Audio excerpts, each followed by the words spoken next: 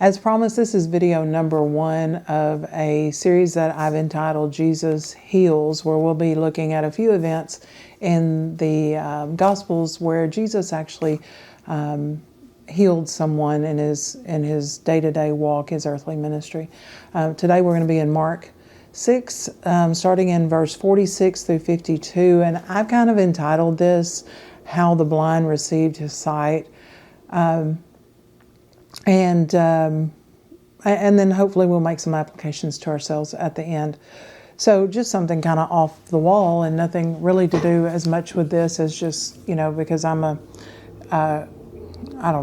curious about things and a little bit maybe of a oddball when it comes to nitpicking things. I never realized that blind Bartimaeus, who is the subject of our story today, that when it says blind Bartimaeus, who was the son of Timaeus, that Bar meant son of, and so I got that hung in my head and I had to go explore that around. Come to find out that sons of thunder, James and John, are not Bar Thunder, and son of encouragement, Barnabas, is not the son of Nabus, but Bartholomew is the son of Tholomew. And Peter, of course, is referred to as Peter Bar-Jonah, which is the son of John or Jonah. Anyway, I just thought that was interesting, so I thought I'd throw that out there, and you can find how many other times the term bar is used in somebody's name. So, moving on, I had not realized, I guess until recently, just how frequently blindness is used in the Scripture.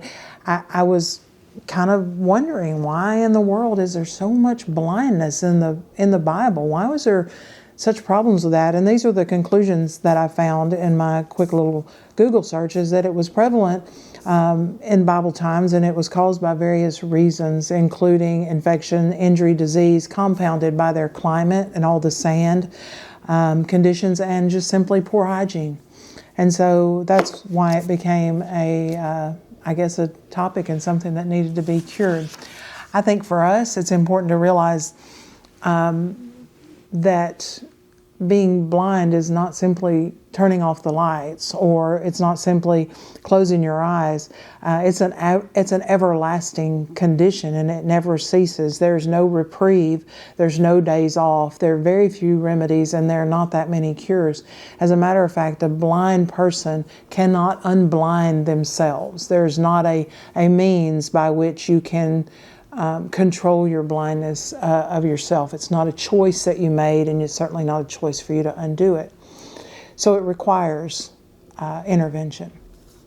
So let's jump right into it. I have 3 points on this that I want to cover, but I'm going to skip point number 1 and we're going to come back to it. So we're going to start in point number 2.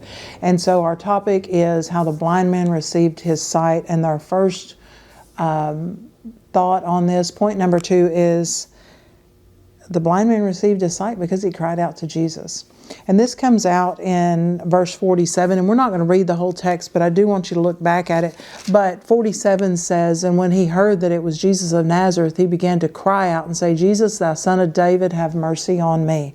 Again in 48, he cried out the more a great deal. That's what it says at the end of 48, 'Thou son of David, have mercy on me.' And again at 51, he asked the Lord, could he receive his sight?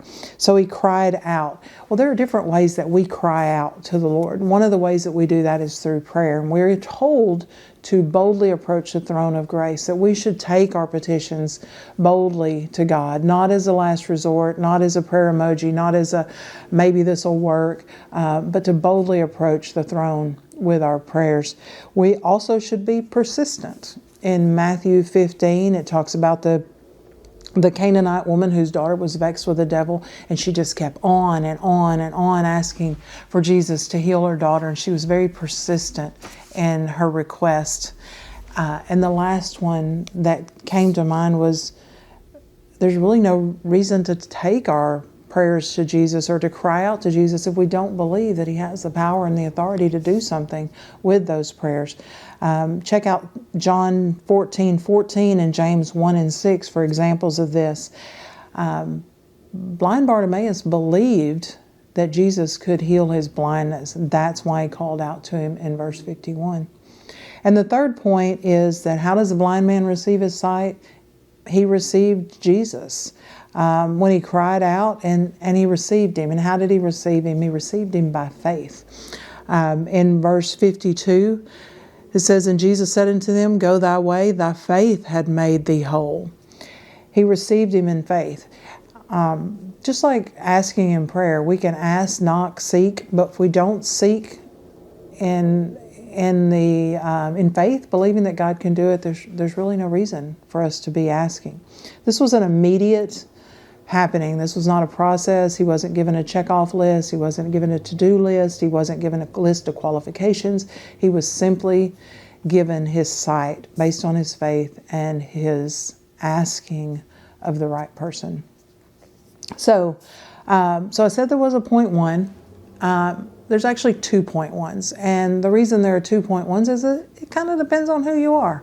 If you're a saved person and you're listening to this, then point one is this. Point one is the blind received his sight because he heard of Jesus. He heard the reputation of Jesus. They said that this is Jesus of Nazareth. Someone told him about Jesus. Somewhere along the way, he heard buzz of it. He heard the news. He heard the ripple effects of Jesus making all of these appearances and healing people and lives being restored. And he heard of Jesus. Well, if you're a saved person, that's your part. That's where you step up and say, yeah, blind people are going to be healed if I talk about Jesus. Here's some examples of people who were bold in expressing and telling their testimony. The first one in John 4:28, the woman at the well, someone of terrible reputation, someone who did not have the respect of the community, someone who had sin on sin on sin, someone just like us. And then, of course, being a woman in that culture didn't really give her a lot of credibility either. And being a Samaritan on top of that, she had a lot of strikes against her. But it says she threw down her water pots and she ran into town telling people about what Jesus did and that he knew everything that she did. She told people about Jesus.